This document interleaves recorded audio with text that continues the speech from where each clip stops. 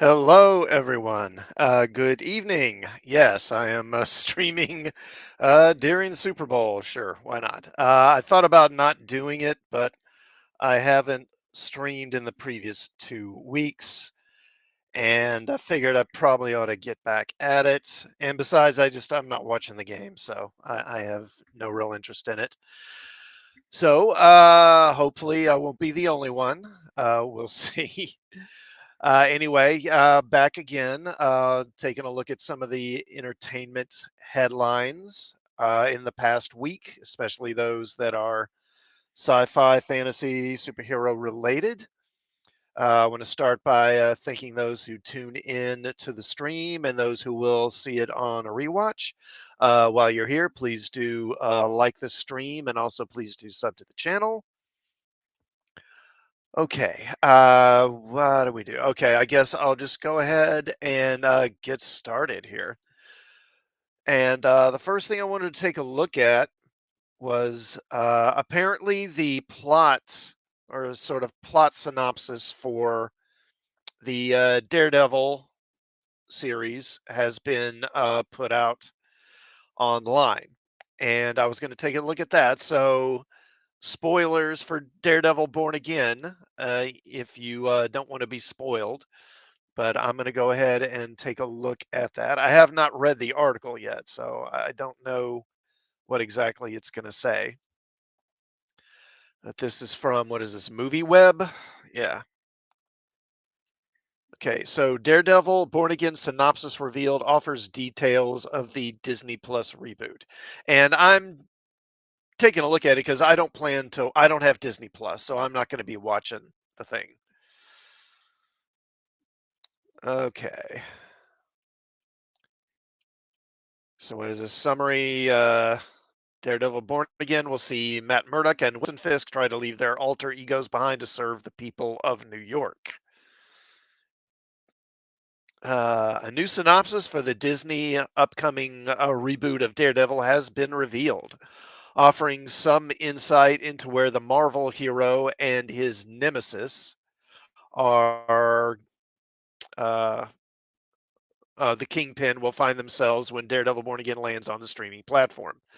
Coming courtesy of the U.S. Copyright Office, it seems that both Matt Murdock and Wilson Fisk will attempt to leave their alter egos behind. Of course, this is unlikely to last long. Check out the newly released synopsis for Daredevil Born Again below. Marvel Studios presents Daredevil, in which longtime rivals Matt Murdock and Wilson Fisk try to leave their alter egos behind to serve the people of New York, only to have their pasts catch up to them. In the first episode of the series, we are reintroduced to the world of Daredevil, as well as this log line, which seems to match up with rumors that the Daredevil series will take inspiration from the 2017-2018 comic book arc Mayor Fisk, which finds the Kingpin running for mayor. Other details regarding the cast and crew are also revealed. Listing American Assassin, Dexter, and Homeland director Michael Cuesta, that's how you say it. The main cast includes Charlie Cox, Vincent D'Onofrio, John Bernthal, and Margaret Levieva as Heather Glenn, or Margarita Levieva. Further casting information offers more clues and includes Michael Gandolfini as Daniel Blade, Sandrine Holt as Vanessa Fisk, Nikki M. James as Kirsten McDuffie, Janaea Walton as B.B. Urich. Oh, okay. So it's like a female Ben Urich, I guess. Clark Johnson as Cherry. Artie Frushan as Buck Cashman and Sabrina Guevara as Sheila Rivera. Huh. Okay. Yeah. So it's going to be about Fisk running for mayor. Yeah, there was a storyline that did that back a few years back. And I have heard, I don't know, and anytime they get into having characters become political figures, you can, especially if it's a villainous character, I mean, you can pretty much be guaranteed it's probably going to be some kind of Trump allegory, you know. Don't be surprised if the Kingpin's supporters are wearing red hats, or red caps or something like that. I'm guessing that's what this is going to be. Now, supposedly, this thing's been extensively redone. They had, I think, almost largely kind of done the thing, and then they changed course, I think, and did some significant reboots and changed the cast. Of course, they brought in some of the characters from the Netflix show. And I'm guessing, and they jettisoned a lot of the previous characters. So this thing's almost been completely remade from what it was originally going to be. Because originally, there's a character, what's her name? Uh, Dakota North, who is a kind of female detective, private detective in the Marvel universe. First appeared back in the 80s, and she was going to be in it. And I have no doubt that this was originally going to basically be basically a setup for a Dakota North show. I have no doubt that's what it was going to be, but apparently they and I don't remember if this was seen by test audiences or not, or if they just decided to make changes on their own. But extensive changes made, and of course, originally most of the actors from the Netflix show, I forget the actors' names now, but the actors who play Karen Page and Foggy Nelson, they were not even going to be in this, and now they are. So obviously, numerous changes made. Um, will this be any good? I don't know. I think they've just kind of ruined the Kingpin at this point. Um, uh, I mean, it's probably going to be better than it originally was going to be, but people who think this is going to be on the same level with the Netflix show are probably going to be disappointed. And honestly, I mean, those Netflix shows, they were good. I'm not saying they weren't, but I think they were maybe a tad overrated at the time. I do think that the first season of Daredevil was really great. And it was probably the best single season out of all of them. But after the first season, even with the Daredevil shows, as well as all the other shows, I felt like those series were a little too long.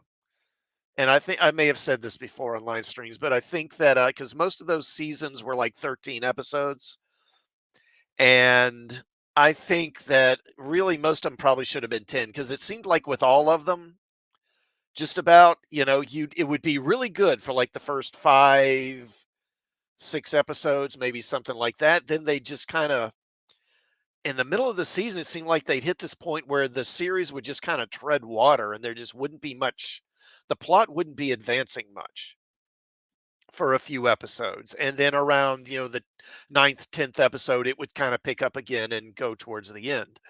Now, I think the first season of Daredevil avoided that because if you recall, in the first season of Daredevil, the Kingpin doesn't actually even show up until about the 5th episode.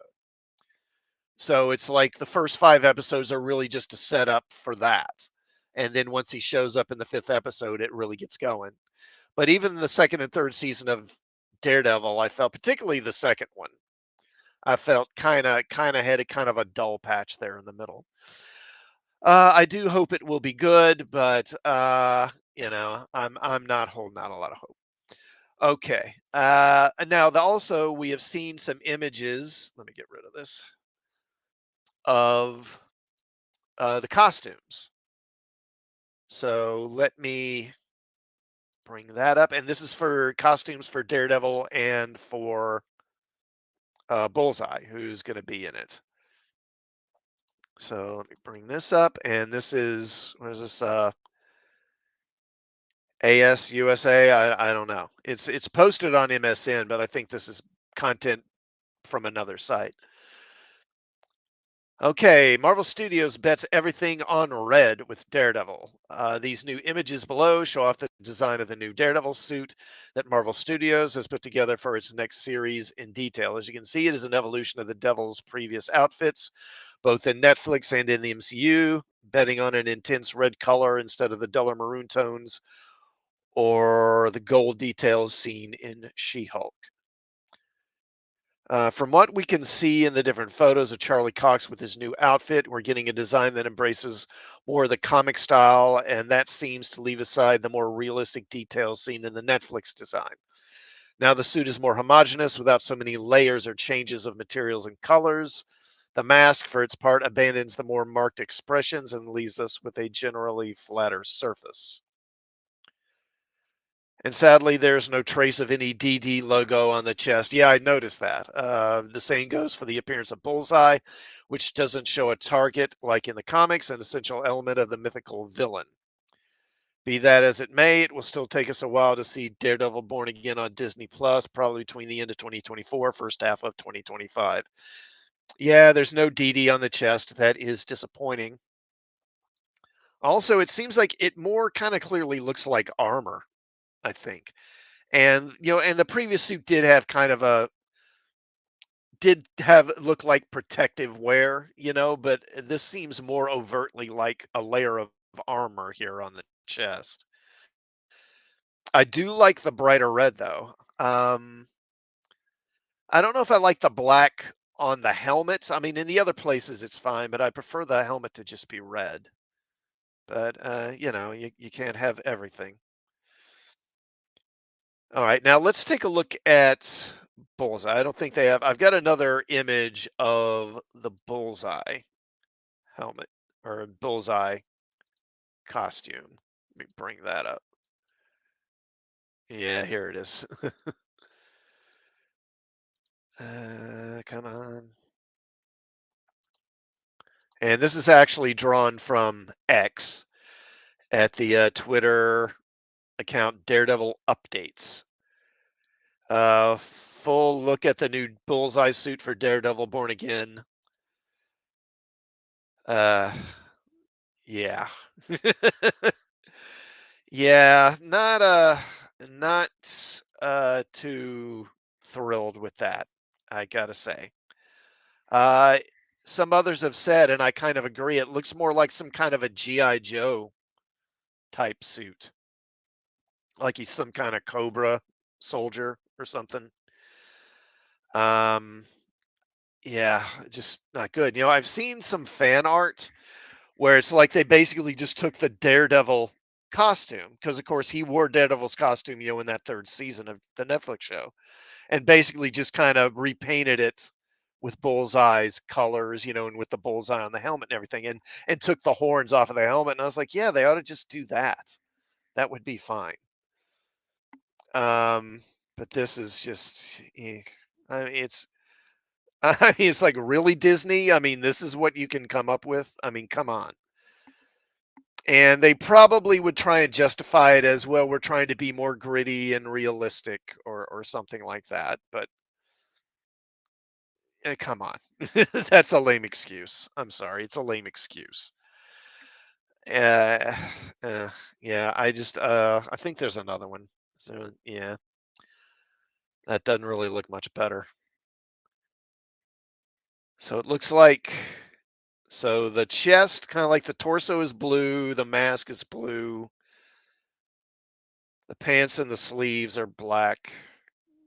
And this, I guess, is this, I assume that's some kind of a holster, right? Yeah, on his chest. And it looks like he's got some knives or something, which makes sense.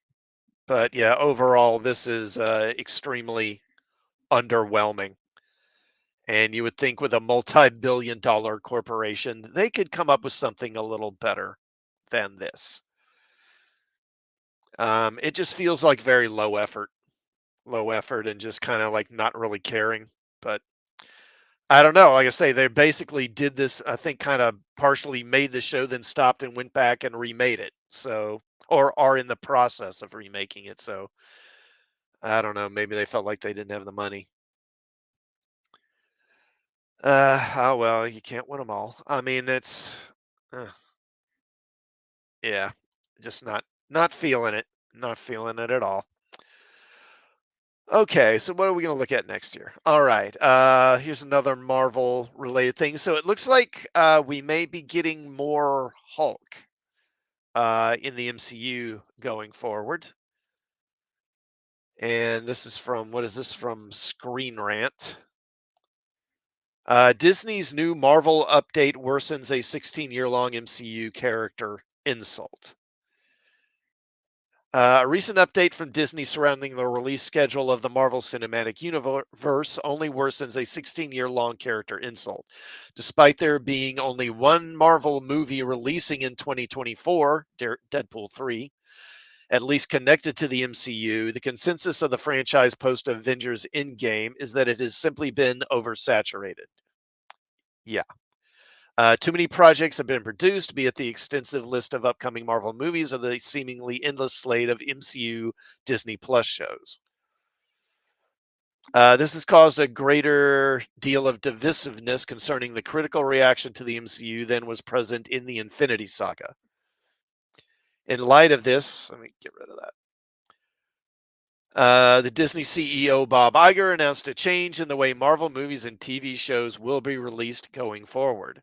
According to Iger, the MCU's release schedule will slow down drastically, reducing the output of movies and shows and switching to a focus on stronger franchises under the Marvel Studios umbrella. While this may seem like a positive update, it actually worsens a character insult prevalent in the MCU for 16 years. Hulk is one of Marvel's strongest franchise characters, yet has only one solo MCU movie. The idea that Marvel will focus on the strongest franchise in the MCU going forward certainly makes sense from a business perspective, though it begs the question of which characters exactly it applies to. Concerning the current state of the MCU, it is likely that characters such as Spider Man, Thor, Captain America, and their various team up connections like the Avengers would apply. However, there is one other hero who could count among Marvel's strongest franchise characters were it not for the lack of solo projects in the MCU, the Hulk.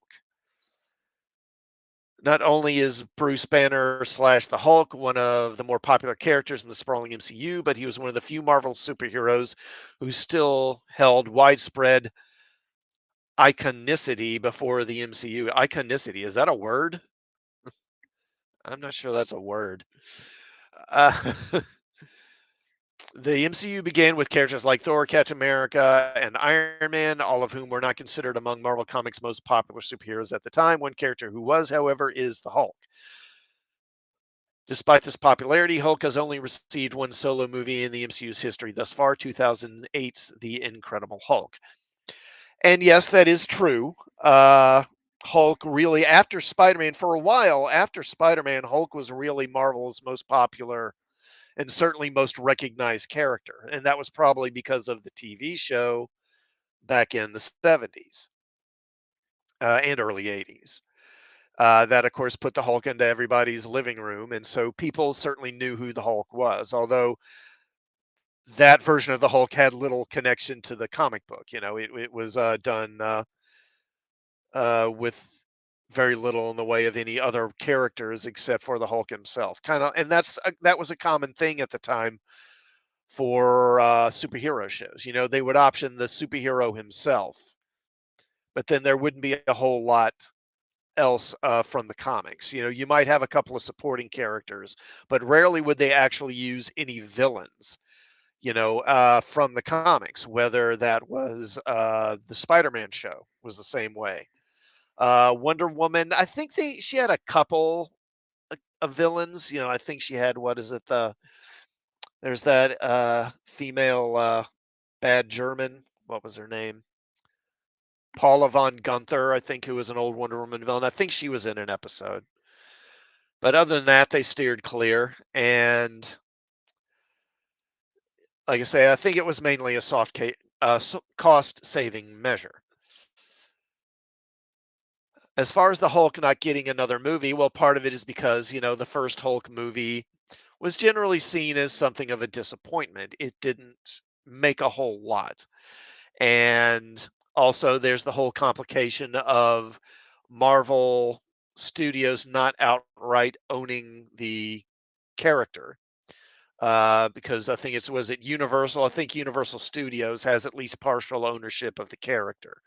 And so as a result, they can't put make the Hulk the main. They can't do a movie called The Hulk or with the Hulk in the title or something like that. I think I may be remembering it wrong, but that's part of the reason. The reason for this is the complication. Oh, yeah, well, here they talk about it involving Hulk's rights with Universal Pictures. However, Marvel Studios has proven adept at avoiding such issues via deals with Sony Pictures for the character Spider Man.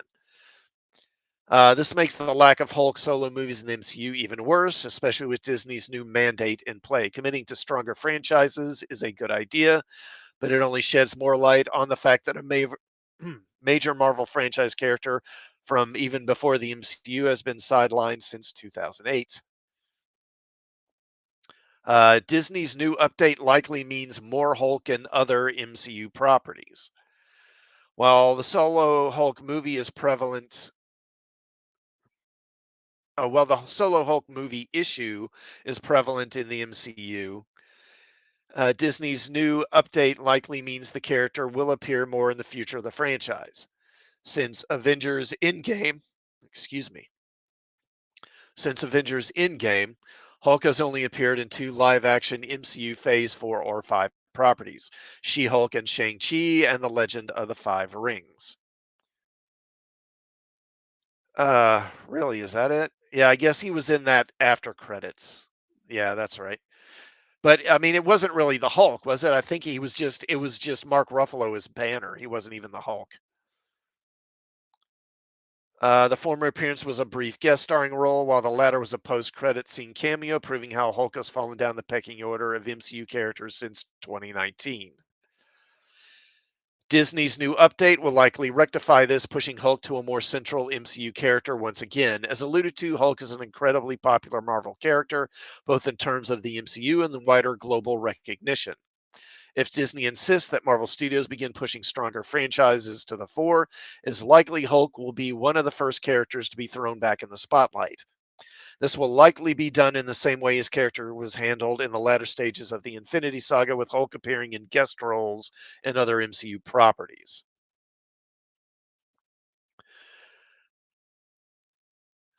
Despite Disney's release date only worsening the MCU's insult to the Hulk regarding solo movies, it could also be the push Marvel Studios needs to commit to a Hulk led project if the higher ups of Disney insist that stronger franchises are the focus going forward.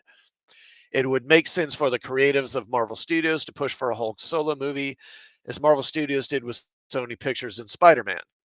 The studio could strike a deal with Universal Pictures to begin production on a solo Hulk movie that audiences have desired for years, World War Hulk.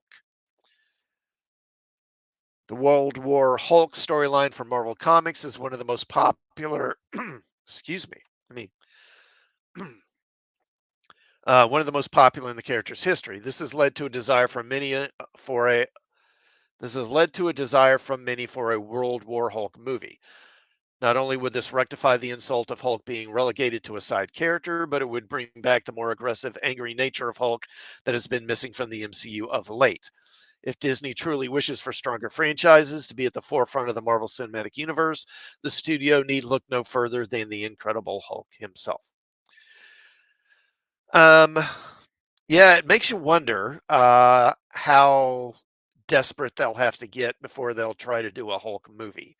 If they get to that point, then they've probably gotten pretty desperate because supposedly they're going to try and focus more on the big franchises rather than pushing all these new, basically all these new characters that nobody cares about, like America Chavez uh, and Ms. Marvel, and stuff like that.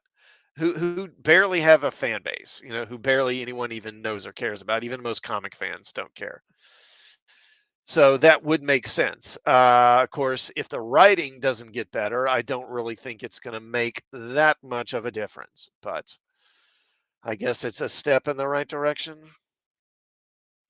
Okay. What do we do next? Oh, okay. What do I do?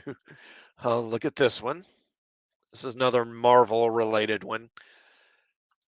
This is from Bounding into Comics. Eternal star Kumail Nanjiani admits he sought counseling over bad reviews. Said most criticism had little to do, quote, with the actual quality of the movie. Marvel's Eternal star Kumail Nanjiani has admitted that thanks to developing an obsession with constantly checking its public reception, he had to seek counseling following the film's release to learn how to mentally steel himself against the absolute thrashing at the hands of critics. Nanjiani, who appeared in what is considered by many to be the MCU's worst entry. I mean, it's up there. I don't know if it's. I mean, among movies, it may be the worst. Maybe it kind of depends. It's a matter of taste, I suppose. Uh, The worst entry as the franchise's live action take on the Eternal Warrior Kingo opened up about his Marvel inspired mental health struggles during a February 6th appearance on Smallville star Michael Rosenbaum's eponymous interview centric podcast, Inside of You with Michael Rosenbaum. At one point during their time together, the pair eventually found themselves on the topic of mental health, with both actors sharing their own personal struggles with anxiety. To this end, Nanjiani informed his host that one of the biggest changes he had made in service of bettering his mental health was the way he approached making decisions regarding his career.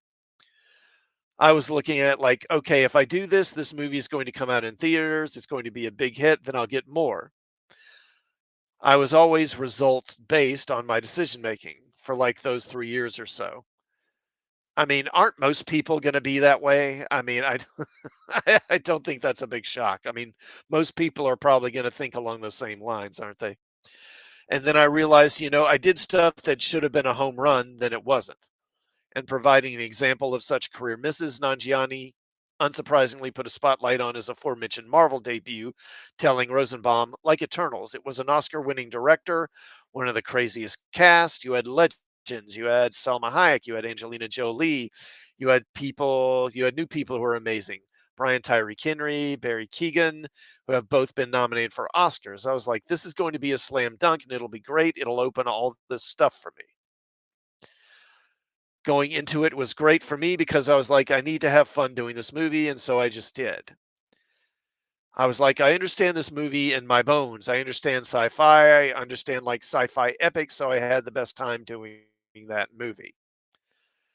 However, though was elated that this more fun approach to his work has led him to realize that this is what work should feel like, Nanjiani admitted that this joy was ultimately short lived, thanks to the fact that when the movie came out and the reviews weren't good, that was very tough for me.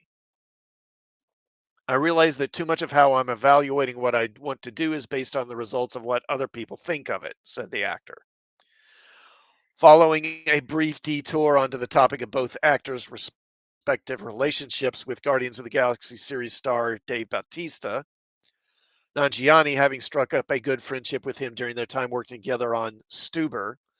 Oh, yeah, I think I remember that movie. That was what? It was like 3 years ago, something like that. Like that came out.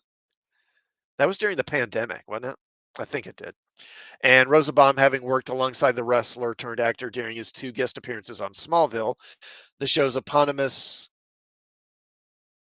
Uh, the show eventually returned to the subject of Eternals, asking his guest, "When you talk about Eternals and it wasn't the response you were hoping, how did that affect you? Did it really consume you for a while? Was it something you had to get counseling on?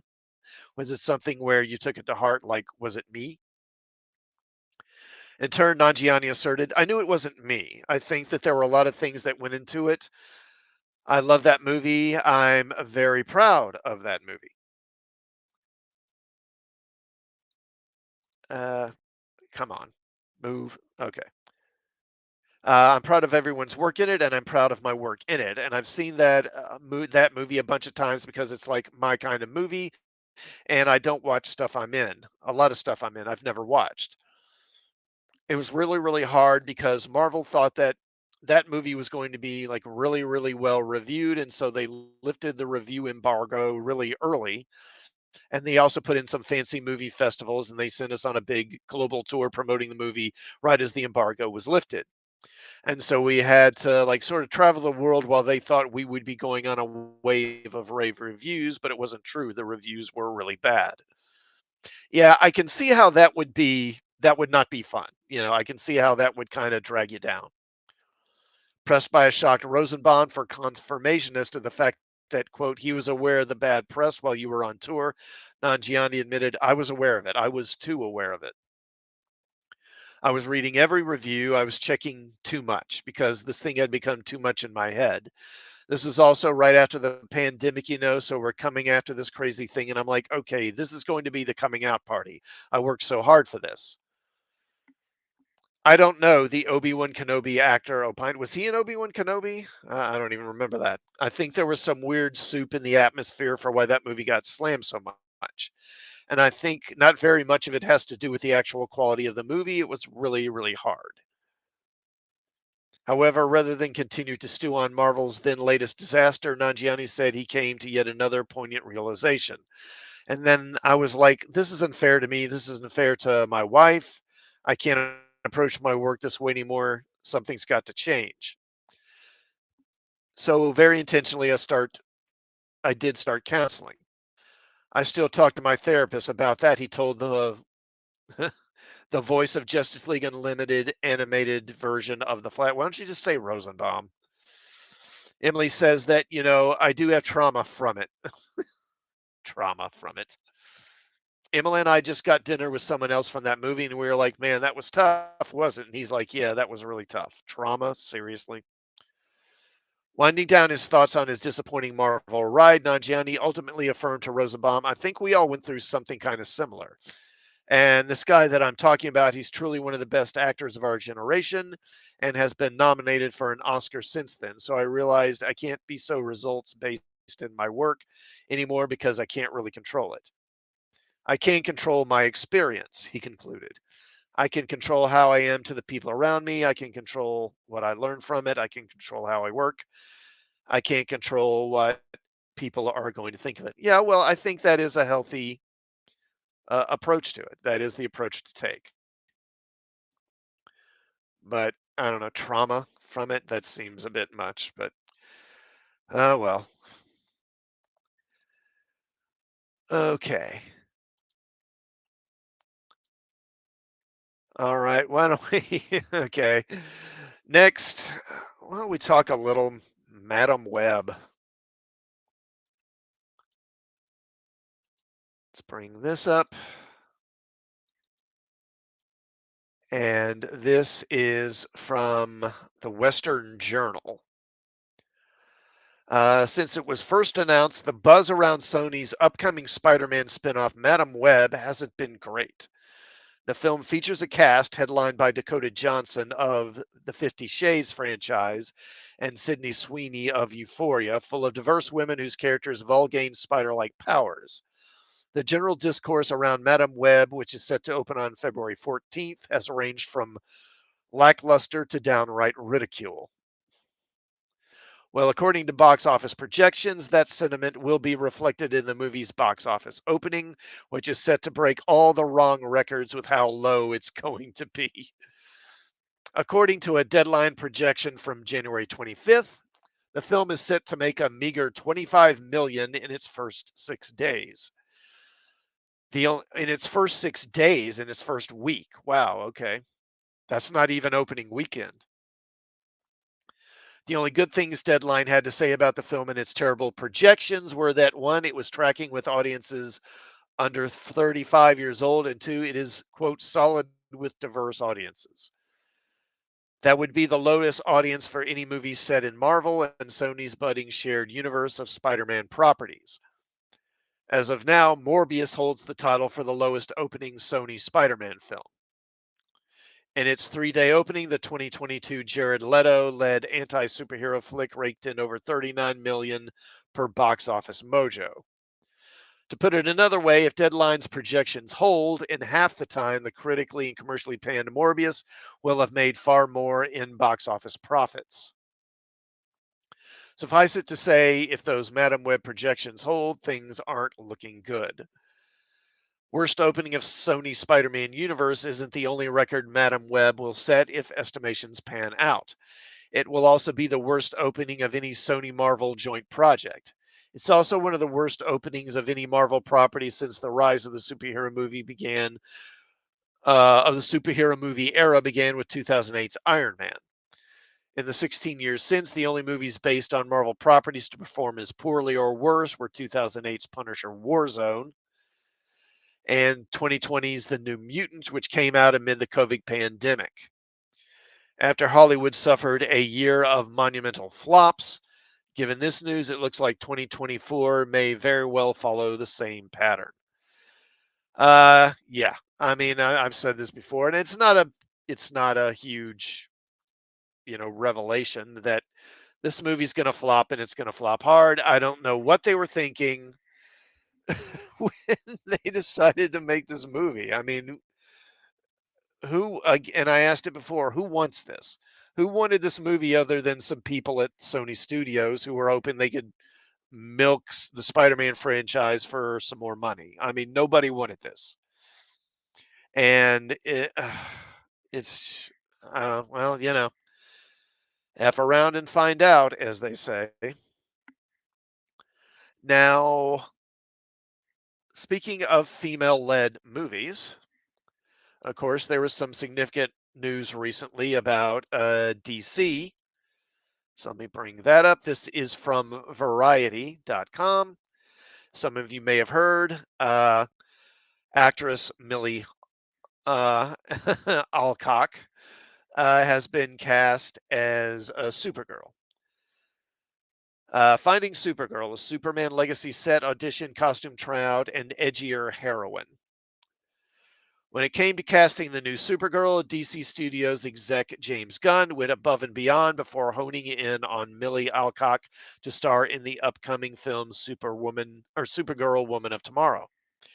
Sources say Gunn and co-CEO Peter Safran flew multiple actors, including Meg Donnelly, to Atlanta for old-fashioned on-screen auditions on the Superman Legacy set. The actors also donned the Supergirl suit and boots, which is an atypical move in the superhero audition process, though Jamie Dornan once wore a makeshift Superman costume to his ill-fated audition for 2013's Man of Steel. Is that true? Interesting. Gunn first sparked to Alcock when he saw her playing Rhaenyra Targaryen in HBO's House of the Dragon. But Donnelly made it a close contest and had the advantage of having voiced the role of Kara Zor-El/Supergirl in several Warner Brothers home entertainment animated films, including last year's Legion of Superheroes. Ultimately, Gunn was looking to move away from previous depictions of the Girl of Steel, particularly the long-running CBS CW series fronted by Melissa Benoist, which is aiming for a less earnest and more edgier version of the iconic superheroine. Yeah, that's what I figured. In the new iteration, Supergirl travels across the galaxy to celebrate her 21st birthday with Crypto the Superdog. Along the way, she meets a young woman named Ruthie and winds up on a murderous quest for revenge. A murderous quest for revenge. Okay. So this isn't an origin movie. So this is going to have her already as Supergirl. Is that it? What are they doing? Gunn himself weighed in on the matter on Threads on Tuesday, saying, Millie was the first person I brought up to Peter for this role well over a year ago when I had only read the comics. I was watching House of the Dragon and thought she might have the edge, grace, and authenticity we needed. The project has endured many false starts around the same time that the nearly finished Batgirl film was shelved as a tax write-off following the Warner Brothers Discovery merger. The studio also quietly killed a Supergirl movie in the development stage. Sasha Calle, I think that's how you say it, or Callie, I don't know, who played the Cape cousin of Kal-El, was introduced in last year's The Flash movie and was poised to get a spin-off of the Ezra Miller-led tentpole. Yeah. Well, after that thing bombed, I think we all knew that wasn't happening. After Gunn and Safran took the DC reins in 2022, they started from scratch on Supergirl. Anna Noguera is writing the screenplay while DC looks to attach a director in the coming weeks. And the screenplay, as I understand it, and this is what they had said before, back around the time that they first announced this, was that this is based on the Tom King, a Supergirl miniseries written by Tom King, and Tom King is just like he's like the J.J. Abrams of DC Comics. He's just the destroyer of characters, destroyer of franchises, and anything he touches, as far as I'm concerned, is garbage. And the fact that they're basing this off of his work, to me, that just taints it right from the start. And my guess is by the time it gets to the screen, it'll probably be even worse than what he wrote.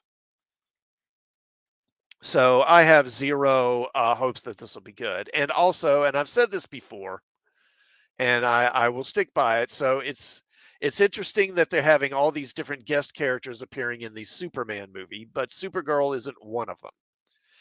Now, I have no doubt that somewhere down the line, either in a Superman sequel or a Supergirl sequel, Supergirl and Superman are going to meet.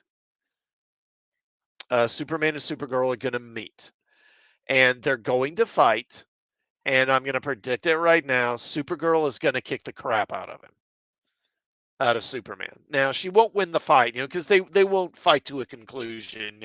Something they'll stop fighting, like he'll talk her down, or something will interrupt them. But while they're fighting, she's going to get the best of him, and it's going to make it look clearly like she's more powerful. I'm going to make that prediction right now. So if that happens, you heard it here first. So, yeah, I mean, I don't expect this to be good. I expect this to be infuriating. And I mean, really a murderous quest. She's on a murderous quest for revenge. Yeah, that's great. That's great. Ay, ay, ay. As far as actually of the casting of the actress, now I will say I think she's probably a pretty good choice. I did see some of House of Dragons, and I thought she was fine in it, and so she'll probably do fine in the role. The Brits are usually pretty good actors, so I'm sure she'll be fine with it. But I don't think I'm going to like what they do with the character at all. Okay. How much time I got here? Okay, I'm about at 7:45. All right. Let me go here next. So this is one uh, that I was really kind of bugged. This story broke like what, a week ago, about a week and a half ago, and I was really frustrated that I couldn't stream because I did very much want to talk about this. But then it turned out to maybe have been basically a false report anyway. So if you may recall, last week, I believe it was, there was a report that Hasbro might be selling the D&D IP to Tencent, which is I believe they're the company behind Baldur's Gate, Baldur's Gate video game, I think, and that they might be selling it. Now, subsequently, I think earlier this week, Hasbro, this story, and this is from Bounding into Comics, I should add, has apparently put out an announcement denying that they're selling Dungeons and Dragons. Uh, Contrary to recent reports, Hasbro has denied that it has any intention of selling its Dungeons and Dragons IP to the Chinese-owned entertainment conglomerate Tencent. As previously reported, word of Hasbro's supposed intent to sell the most recognizable tabletop IP in history to Tencent was first raised on January 29th, courtesy of the China-based financial news outlet Speed Daily. Per people familiar with the matter, who allegedly spoke to the outlet as translated via Deep L, negotiations between the two entities over the rights to D&D were, quote, still in the early stages, with both sides having, quote, yet to agree on the details of the deal. Further, a supposed source from within the Tencent Interactive Entertainment Group, the company arm responsible for managing their video games, esports, and overseas operations, told Speed Daily that the company had already, quote, come forward to conduct consultations with the intention of taking a series of rights, including the rights to adapt D&D video games. Tencent currently holds a lot of top IP game adaptation rights. Recap Speed Daily of the information the source relayed. But because most of the authorization model is not a one-time buyout, resulting in Tencent not only needing to bear the high copyright fees and long-term revenue sharing, but also often in the research and development and operation of the partners' constraints. Boy, that's some legalese right there. Yet, despite how believable this move sounded given the company's failing financials, it appears that this rumor was just that. Addressing the whisper in a statement released to the media is shared to the public by comicbook.com correspondent Christian Hoffer. Wizards of the Coast clarified, quote, we regularly talk to Tencent and enjoy multiple partnerships with them across a number of our IPs. We don't make a habit of commenting on internet rumors, but to be clear, we are not looking to sell our D&D IP. We will keep talking to partners about how we bring the best digital experiences to our fans, the company added. We won't comment any further on speculation or rumors about potential mergers and acquisitions or licensing deals. And of course, they have a copy of the tweet there. As noted above, this rumor was given more credence to the general public or by the general public due to the fact that Hasbro is currently in the midst of an ongoing financial collapse. In 2019, the toy manufacturer's stock price hit a record high of $123.67 and remained firmly above $90 throughout most of the year. And though the company's value suffered an unsurprising drop in 2020 with the onset of the COVID-19 pandemic, it took only 7 months for it to climb back up past the $90 line. However, after posting a post lockdown recovery record of $102 per share in January 2020, thanks to a number of factors, including an overextension of their licensing operations, as seen in the ongoing crossover of various outside franchises into Magic the Gathering, and their abandonment of longtime fans of their various properties in favor of new and, quote, wider audiences, unquote.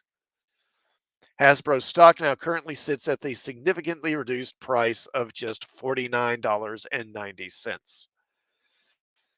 Yeah, so I was stunned when I heard that they were going to sell 10 cents. And I found it hard to believe because I figured, why would they do it? Because I don't know how much you keep track of what is going on with D&D, but in the past year and a half, Hasbro has made significant moves to basically turn Dungeons and Dragons principally from a tabletop and physical role-playing game into an online digital game, an online digital experience. Basically, they want to make it online so that you have to buy a subscription to play D&D, and then they can keep hitting you for the subscription every month instead of you buy a book or maybe a few books and then maybe you don't play again, because when people play D&D, generally the only one who's going to have a lot of the books is probably going to be the dungeon master.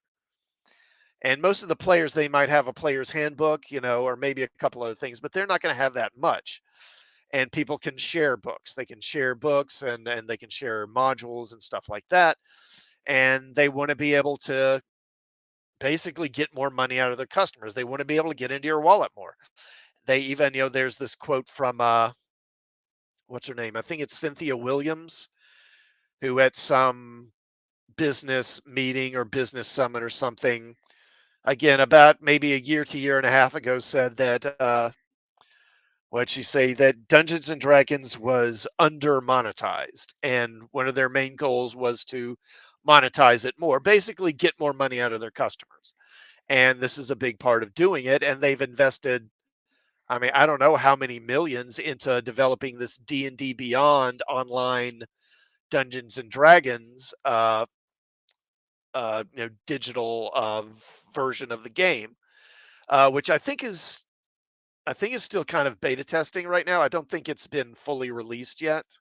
I don't think. And why would they do all that and then just sell the property to somebody else? Because it just seemed like it would be a lot of money they would have squandered. If they were looking to sell it to get rid, in order to get out of their financial hole, it would have made more sense to do that before spending I am guessing tens of millions getting this virtual tabletop up and running. So it's not surprising to me that this did turn out to be not a legitimate report. And as I said before, I don't know how this is going to work out for them.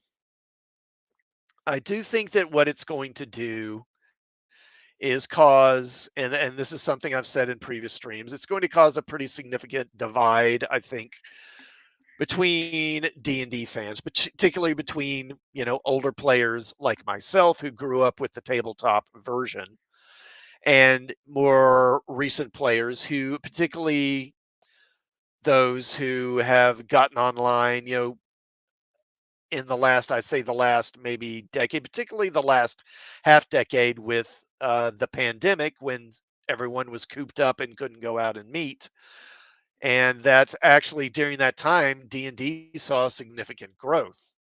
And that was because a lot of folks were getting online and playing D&D over the internet. And again, I think that skews particularly younger, because younger folks, they do everything on the net and they're used to it. I'm really not that crazy about playing D&D online. To me, part of the experience is meeting, your friends. It's like a social occasion. It's like meeting your friends to play cards or something. And I don't know, it just doesn't hold a whole lot of allure to me, but I'm sure for younger folks who have grown up online and has spent a lot of time doing online classes and stuff like that. I guess maybe they're comfortable with it. So I guess maybe they'll get the younger folks. Although I would tell younger people not to. You don't need this. You don't need to do it this way. You don't need them anymore to play D&D. There are so many alternative. First of all, there's so many alternative versions of D&D. They're basically D&D just tweaked slightly, and then there's so much old gaming material out there. Plenty of bookstores have used role-playing game material, and honestly, so much of the stuff is available out online digitally anyway, fairly low cost. And why even sign up and do it this way? But again, I think some people are so used to doing it that way that it's not an issue for them. But it's not for me personally. All right. I got about 5 minutes left. What else do we want to talk about here? Okay, we'll talk about this right quick. So, Rob Liefeld, who is the creator of Deadpool, comic artist who created Deadpool, has now announced that he's probably done working on Deadpool after his next project is done, and he is effectively going to retire from the character. Now, I don't think he's retiring from drawing or from being an artist, just retiring from drawing Deadpool. And this comes from IGN.com. Deadpool co-creator Rob Liefeld is retiring from the character after 33 years. Rob Liefeld, the co-creator of Marvel Comics Deadpool, announced he is retiring from the character on his official X/Twitter account. Quote, "It's official. Yep, after 33 years of not only introducing Deadpool, but chronicling many of his most popular adventures, it's time for the Deadpool daddy to say farewell," Liefeld wrote. In his post, Liefeld cited his age as one reason for why now felt like the right time to retire from working on the famous character. In case you are wondering why now, that's easy. I'll be 57 at the end of this, and my eyes are still functioning. The work continues to be strong. I want to go out with the best effort I can muster. The hand-eye coordination won't be there forever, Rob Liefeld said. Deadpool was first introduced in the New Mutants number 98 by Liefeld and Fabian Nicieza back in 1991 when Liefeld was 24 years old. Since then, Deadpool has gone from a niche fourth wall breaking comic book character to one of Marvel's most popular anti heroes, with his third R rated film starring Ryan Reynolds and Hugh Jackman as Wolverine set to release in theaters on July 26th. Liefeld's retirement from Deadpool wasn't the only thing the longtime comic book artist announced. Turns out Liefeld's been working on one last crazy Deadpool story that's slated to release this summer. In 2015, I started Deadpool Bad Blood, getting Deadpool his first original graphic novel and his only chart topping #1 ranking to date, an achievement that got me a round of congratulations from Marvel brass that pumped my chest out farther than Captain America's. Okay, yeah, I get what you did there. No other auteur has combined to write and illustrate more Deadpool work. I'll complete this journey with over 1,000 pages alongside my mercenary misfit. So I'll finish this one last Deadpool story, and trust me, it's a wild one, and call it a collaboration for the ages. It'll be fun. And here's the tweet right here. Liefeld also took some time to reminisce over what he could have happened had he not created Deadpool, as well as other comic book characters like Cable, Domino, and Strife for Marvel during a time when their initial comic book run was headed towards cancellation. Quote, it certainly transformed my young career, creating opportunities and record breaking sales for New Mutants and X Force, Liefeld said. Creating and introducing the Deadpool Corps featuring Lady Deadpool and Dogpool was a great function of my midlife crisis during 2009. At the end of his post, Liefeld plugged his podcast and thanked his fans for their support over the last 33 years. I'll elaborate more on this over my next Robservations podcast and look forward to taking this journey with you. The world's greatest fans who have always provided the best support a cartoonist could ever imagine, and that is saying something. I don't know. Maybe I'm wrong. Maybe he is actually retiring as an artist. I thought it was just retiring from the character of Deadpool, but maybe I'm wrong. But the thing that kind of goes unsaid here, and I mean, I don't want to denigrate him or any of his work, but the character, yes, he did create Deadpool and introduce the character, but the character wasn't this kind of. The character went through changes. There was a run on Deadpool by the writer, I believe, was a guy named Joe Kelly, I think, and I forget the artist. But it was during that run that Deadpool became the kind of wisecracking fourth wall breaking character that people know. Before that he was a more straightforward character. He wasn't kind of goofy like he is now. He wasn't like comedic. And he didn't talk to the readers, and that sort of thing. He was a more straightforward just kind of mercenary character.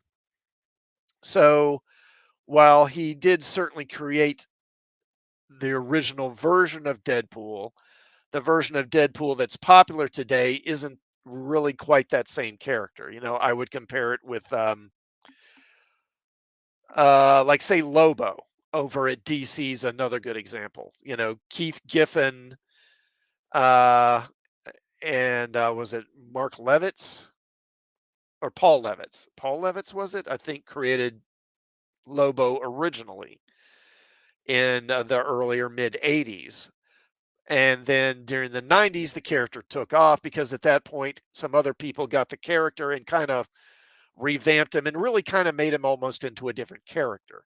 And again, they made him more kind of satirical, made him more kind of a smart ass, for lack of a better term, and had him, kind of being kind of goofy and even did stories where he would talk to the audience and stuff like that. And it's kind of a similar thing here. He created the original version, but not the version that most people know. All right. Okay, so I'm coming up on right at an hour here, so I'll go ahead and call it a night for this Super Bowl edition of my live stream. Again, I want to thank those who will watch on the rewatch. And again, please do sub to the channel. And if you do like the stream, please do like the stream as well. And those of you who are enjoying the game, I hope you enjoy it. I'm not really paying attention myself. And I will probably be back streaming next Sunday evening. And also, I'm probably going to stream on Tuesday night. I'm probably going to start doing Star Trek related streams on Tuesdays, on Tuesday evenings, or maybe afternoon. And I'll do the first of those this coming Tuesday. Probably around 5 to 6, somewhere in that range. And I'm going to be looking at a couple of Trek fan films, looking both at Prelude to Axanar and also looking at the fan film A First Frontier. And I'll talk about those, about what, basically give kind of a review and just kind of my opinions on it. And also, I think in particular, I might talk about Prelude to Axanar, and particularly some of the ships that appear in the Axanar movie, which for the most part, I really like. But anyway, that is it for tonight. I hope you all have a good evening, and I will see you next time.